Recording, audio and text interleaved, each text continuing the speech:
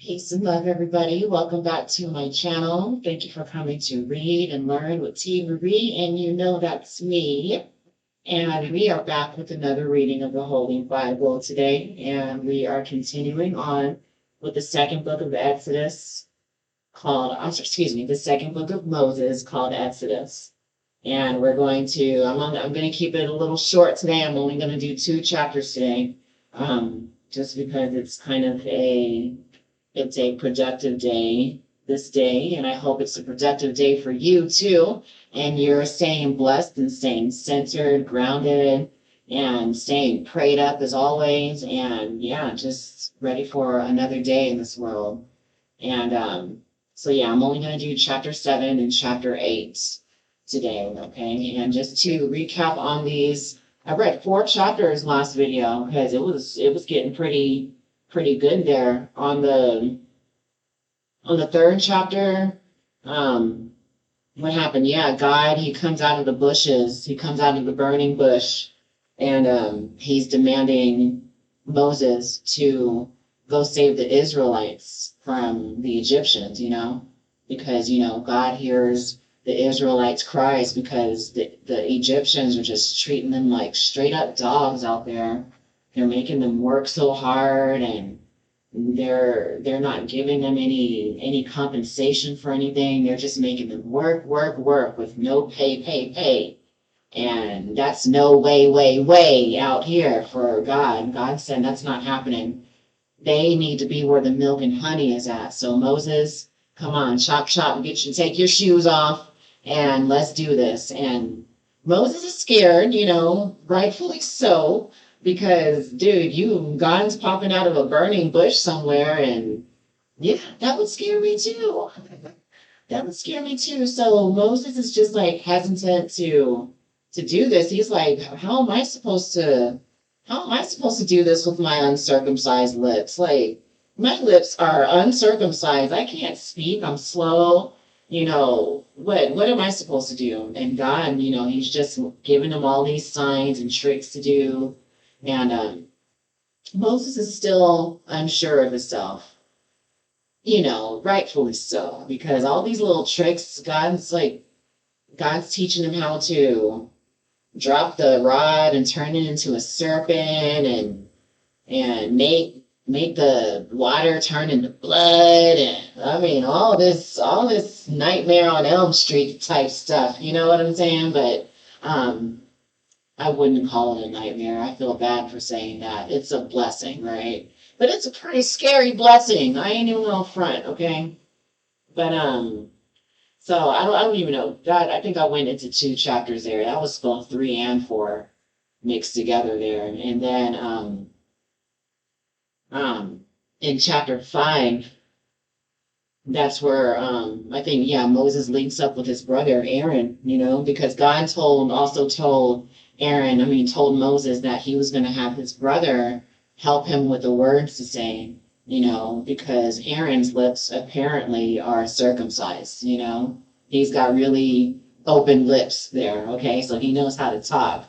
And yeah, and then so yeah, Moses and Aaron, they link up and they go and confront God. I mean, they confront Pharaoh, excuse me, not God, excuse me. They go and confront Pharaoh to release the Israelites. And, Pharaoh being Pharaoh, he of course refuses to do it.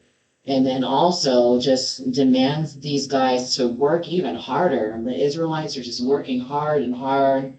And apparently the Israelites are not believing that Moses is who he says he is. Although I actually was really confused. I didn't get to look that up because earlier in the chapters, I think earlier in the 3rd chapter or the 4th chapter, I thought I read that they believed Moses, but then later on in chapter 5, I think they didn't believe him. So I was a little confused on that. Oh yeah, also another thing I looked up too. Um, the mom chopping off her son's private parts. and throwing him to his feet. Okay, I was also confused on that, but so I read up on that, and it said that God was going to kill Moses.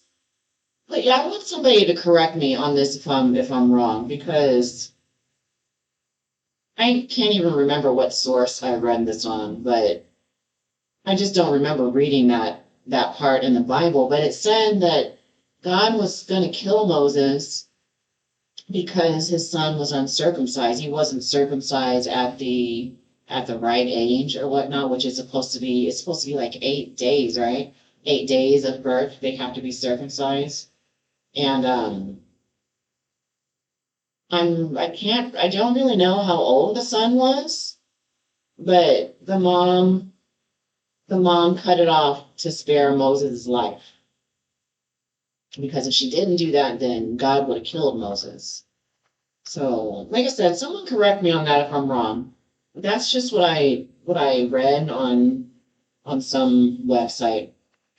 And then the last chapter, the chapter 6 that I read, that was pretty much just going all over the genealogy of the tribe, that was gonna go and retaliate against Pharaoh and them. So we met all of them, which one of them happened to be good old Reuben.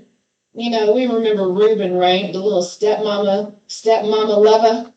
Yeah, we remember good old Reuben, Simeon, and I think Levi. They were part of the tribe, and yeah. So now I think stuff is about to get kind of real out here. So we'll see. All right. So two chapters today. Two chapters, 7 and 8. All right. So chapter 7. And the Lord said unto Moses, See, I have made thee a god to Pharaoh, and Aaron thy brother shall be thy prophet.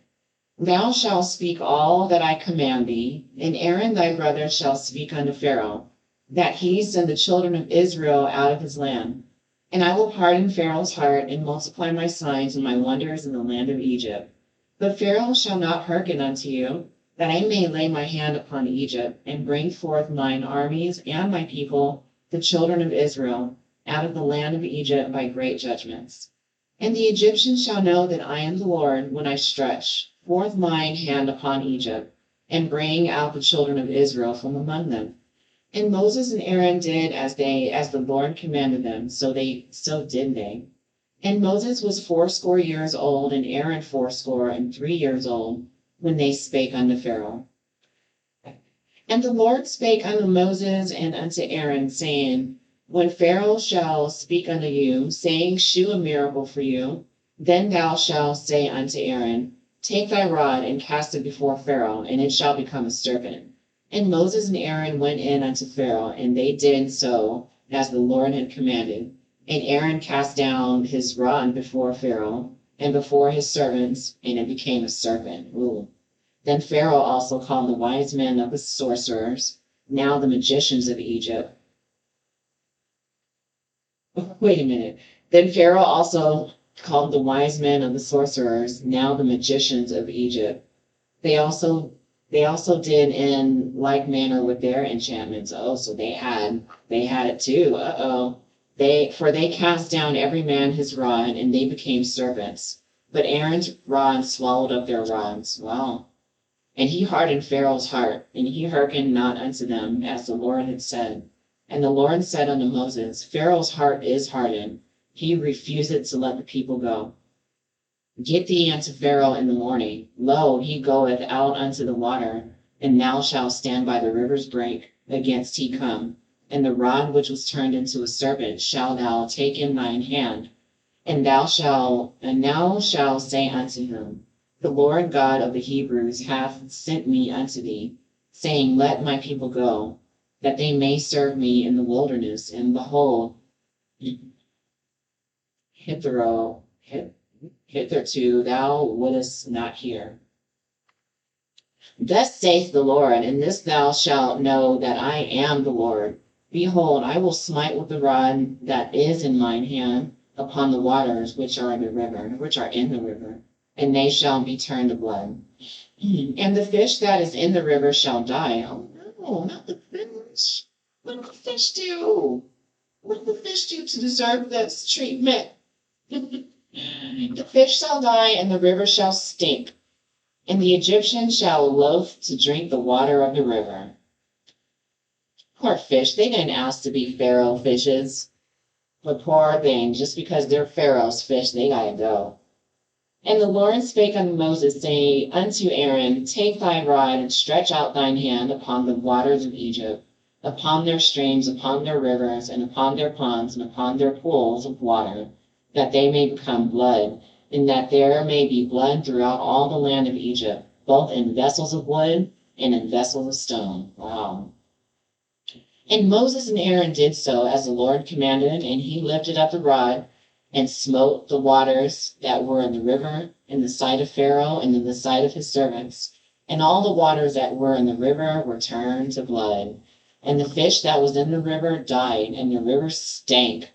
And the Egyptians could not drink of the water of the river, and there was blood throughout all the land of Egypt. Oh my goodness. And the magicians of Egypt did so with their enchantments, and Pharaoh's heart was hardened. Neither did he hearken unto them, as the Lord had said. And Pharaoh turned and went into the house, neither did he set his heart to this also. And all the Egyptians digged round about the river for water to drink, for they could not drink the water of the river. And 7 days were fulfilled. After that, the Lord had smitten the river. Wow, okay, so that was chapter 7. Man, how come we can't do all these things today? Am I wrong for asking that question? Because where are all these magic powers now? I would like to have some kind of magic power. Is that something that I have to manifest or what? Come on, Lord, give me some powers, Lord. I need some powers. Some powers to win the lottery. Something. Man, all right. So yeah, they're on some World of Warcraft type stuff going on here in chapter 7. And I know I'm telling my age by saying War of Warcraft, because who even plays that anymore? Oh man, okay. Last chapter, chapter 8. And the Lord spake unto Moses, go unto Pharaoh, and say unto him, thus saith the Lord, let my people go, that they may serve me. And if thou refuse to let them go, behold, I will smite all thy borders with frogs. Ribbit, ribbit. And the river shall bring forth the frogs abundantly. Oh my goodness. Which shall go up and come into thine house, and into thy bedchamber, and upon thy bed, and into the house of thy servants, and upon thy people, and into thine ovens, and into thy kneading troughs. Oh my goodness. They're going to go in the oven. Hey, frog legs. Have you ever had frog legs before? That stuff tastes like chicken. And the frog shall come up both on thee and upon thy people and upon all thy servants. And the Lord spake unto Moses, saying unto Aaron, stretch forth thine hand with thy rod over the streams, over the rivers, and over the ponds, and cause frogs to come up upon the land of Egypt. Wow. Just a bloody frog land, huh? Man, that's crucial. Yeah, they are really doing some magical stuff in these chapters. And Aaron stretched out. Oh wait, I think I read that already. Let me just read it again. And Aaron stretched out his hand over the waters of Egypt, and the frogs came up and covered the land of Egypt. And the magicians did so with their enchantments, and brought up frogs upon the land of Egypt. Then Pharaoh called for Moses and Aaron and said, entreat the Lord that he may take away the frogs from me and from my people, and I will let the people go, that they may do sacrifice unto the Lord. And Moses said unto Pharaoh, glory over me, when shall I entreat for thee, and for thy servants, and for thy people, to destroy the frogs from thee and thy houses, that they may remain in the river only?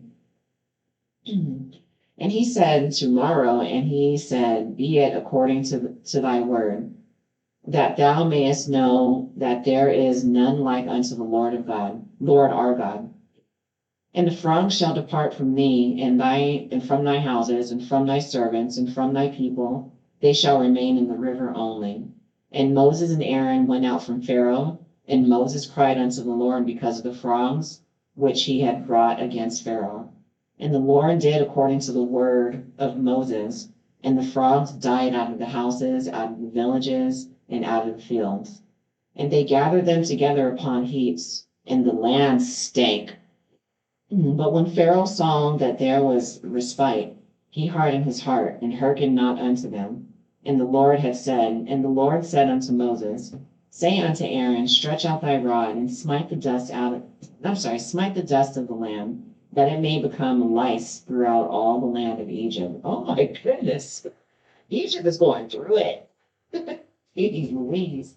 And they did so, for Aaron stretched out his hand with his rod, and smote the dust of the earth, and it became lice in man and in beast. All the dust of the land became lice throughout all the land of Egypt. And the magicians did so with their enchantments to bring forth lice, but they could not. So there were lice upon man and upon beasts. Then the magician said unto Pharaoh, This is the finger of God. And Pharaoh's heart was hardened, and he hearkened not unto them, as the Lord had said. And the Lord said unto Moses, Rise up early in the morning, and stand before Pharaoh. Lo, he cometh forth to the water. And say unto him, Thus saith the Lord, Let my people go, that they may serve me. Else, if thou wilt not let my people go, behold, I will send swarms of flies upon thee. Oh my goodness. And upon thy servants, and upon thy people, and into thy houses, and the houses of the Egyptians shall be full of swarm of flies. Oh goodness. And also the ground whereon they are. Oh no. And I will sever in that day the land of Goshen in which my people dwell, that no swarms of flies shall be there, to the end thou mayest know that I am the Lord in the midst of the earth. And I will put a division between my people and thy people. Tomorrow shall this sign be.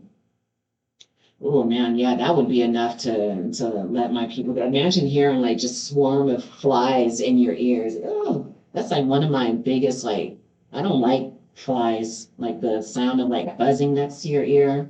Ugh, it gives me goosebumps just thinking about it. And the Lord did so, and there came a grievous swarm of flies into the house of Pharaoh, and into his servant's house, and into all the land of Egypt. The land was corrupted by reason of the swarm of flies. Oh no. And Pharaoh called for Moses and for Aaron, and said, Go, yea, sacrifice to your God in the land. And Moses said, It is not meet so to do, for we shall sacrifice the abomination of the Egyptians to the Lord our God. Lo, shall we sacrifice the abomination of the Egyptians before their eyes, and will they not stone us? We will go 3 days' journey into the wilderness, and sacrifice to the Lord our God, as he shall command us. He shall command us. And Pharaoh said, I will let you go, that ye may sacrifice to the Lord your God, to the Lord your God in the wilderness, only ye shall not go very far away, entreat for me. And Moses said, Behold, I go out from thee, and I will entreat the Lord that the swarms of flies may depart from Pharaoh, from the servants, and from the people tomorrow. But let not Pharaoh deal deceitfully any more in not letting the people go sacrifice to the Lord. And Moses went out from Pharaoh and entreated the Lord. And the Lord did according to the word of Moses, and he removed the swarm of flies from Pharaoh, from his servants, and from the people, that remained not one. And Pharaoh hardened his heart at this time also, neither would he let the people go. Well, he's still not letting the people go. Gee, man, he's not trying to give up, is he? Hmm. One more chapter. Chapter 9. Then the Lord said unto Moses, Go in unto Pharaoh and tell him, Thus saith the Lord of the Hebrews, Let my people go, that they may serve me. For if thou refuse to let them go, and wilt hold them still, behold, the hand of the Lord is upon thy cattle, which is in the field, upon the horses, upon the asses, upon the camels, upon the oxen, and upon the sheep. There shall be a very grievous murrain. And the Lord shall sever between the cattle of Israel and the cattle of Egypt, and there shall nothing die of all that is the children of Israel. And the Lord appointed a set time, saying, Tomorrow the Lord shall do this thing in the land. And the Lord did that thing on the morrow, and all the cattle of Egypt died. But the cattle of the children of Israel died not one. And Pharaoh sent, and behold, there was not one of the cattle of the Israelites dead. And the heart of Pharaoh was hardened, and he did not let the people go. Gosh, come on, just let them go, man. He kind of sounds like somebody familiar in this country. And the Lord said unto Moses and unto Aaron, Take to you handfuls of ashes of the furnace, and let Moses sprinkle it toward the heaven in the sight of Pharaoh. And it shall become small dust in all the land of Egypt, and shall be boil breaking forth with blains upon man and upon beasts throughout all the land of Egypt. And they took ashes of the furnace and stood before Pharaoh, and Moses sprinkled it up toward the heaven, and it became a boil breaking forth with blains upon man and upon beast. And the magicians could not stand before Moses because of the boils, for the boil was upon the magicians and upon all the Egyptians. Magicians, Egyptians. Wow. Were those meant to rhyme? They had bars back then, didn't they? And the Lord hardened the heart of Pharaoh, and he hearkened not unto them, as the Lord had spoken unto Moses. And the Lord said unto Moses, Rise up early in the morning and stand before Pharaoh, and say unto him, Thus saith the Lord, God of the Hebrews, let my people go, that they may serve me. For I will at this time send all my plagues upon thine heart, and upon thy servants, and upon thy people, that thou mayest know that there is none like me in all the earth. For now I will stretch out my hand, that I may smite thee and thy people with pestilence, and thou shalt be cut off from the earth. I'm going to be real with you. I have no idea what pestilence means, but I'm going to circle that so I can look that definition up later. And in very deed for this cause have I raised thee up, for to shew in thee my power, and that my name may be declared throughout all the earth. As yet exhaust thou thyself against my people, that thou wilt not let them go? Behold, tomorrow about, wait a minute, I'm a little confused here, because the way that they're saying tomorrow, they have it like to, and then next word, morrow. So should I be saying behold tomorrow or behold tomorrow? Tomato,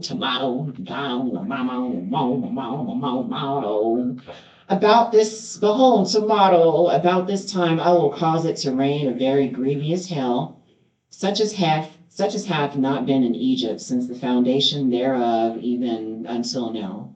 Send therefore now and gather thy cattle and all that thou hast in the field, for upon every man and beast which shall be found in the field and shall not be brought home, the hail shall come down upon them, and they shall die.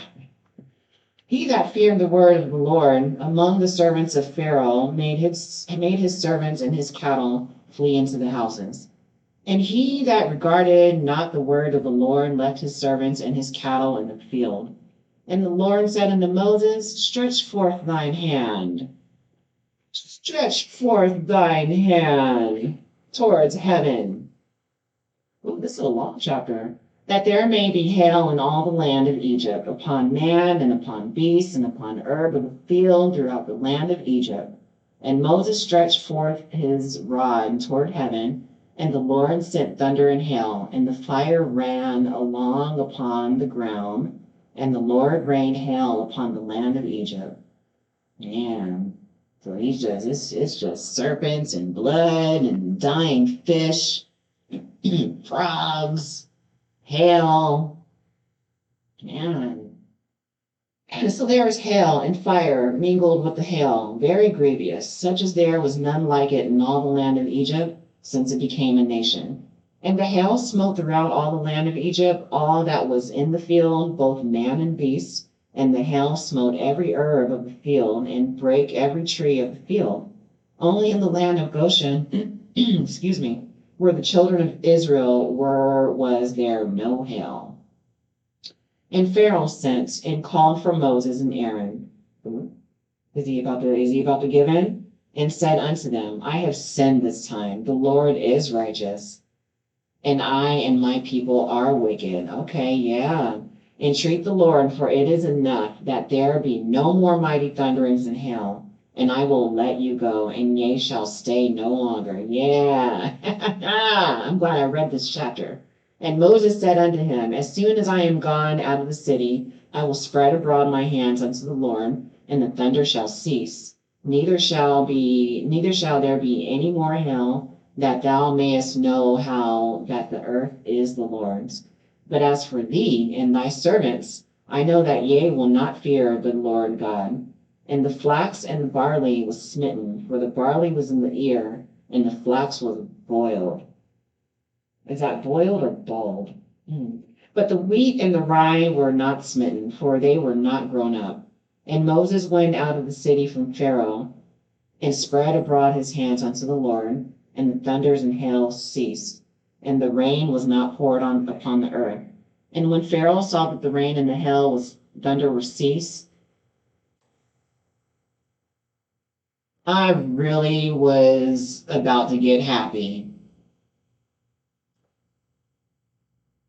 And when Pharaoh saw that the rain and the hail and the thunder were ceased, he sinned yet more and hardened his heart, he and his servants. And the heart of Pharaoh was hardened, neither would he let the children of Israel go, and the Lord had spoken by Moses. That's so disappointing. I really want to read chapter 10, but let's see. No, we're gonna stop at chapter 10. I am so immersed in this second book of Moses. Exodus is just full of haters, okay? And something needs to happen. This guy needs to soften his heart, man, and he's just telling lies. He lies and says, "Oh, I've sinned. Please make him stop." And then, that's why this is a story of my life too, man. That's why you can't really trust anybody. You put your trust in some people, and they just turn around and use your kindness for weakness.